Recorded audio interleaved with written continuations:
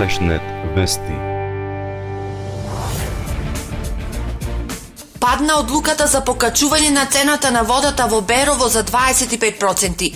Партиските калкулации на денешната седница на Советот ги спасија од поголеми давачки за вода граѓаните на Берово, но го оставија на стаклени нозе функционирањето на јавното комунално предпријатие.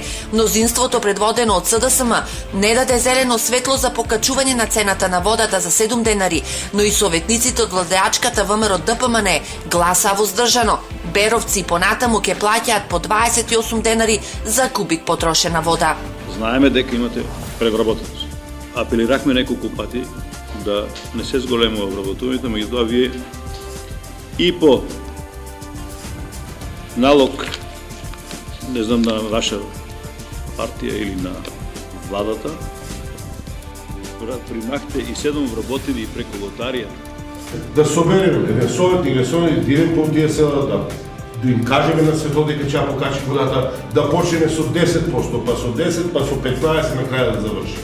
Зошто треба да се покачи цената на водата во Берово?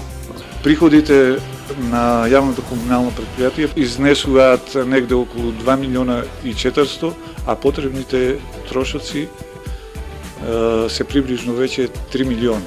Покачувањето на цената на водата требаше да му донесе на предпријатието дополнителни 450.000 денари.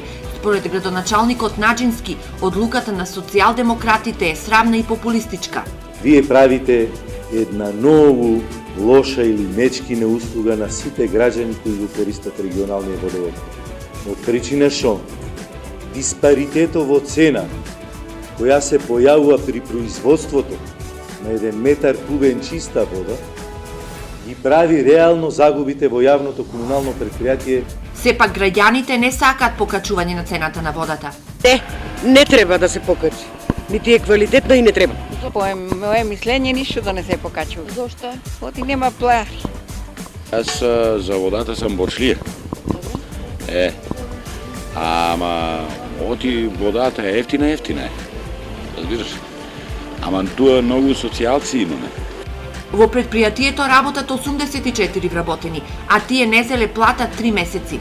Вкупниот долг на предпријатието е 50 милиони денари, кој се провлекува со години.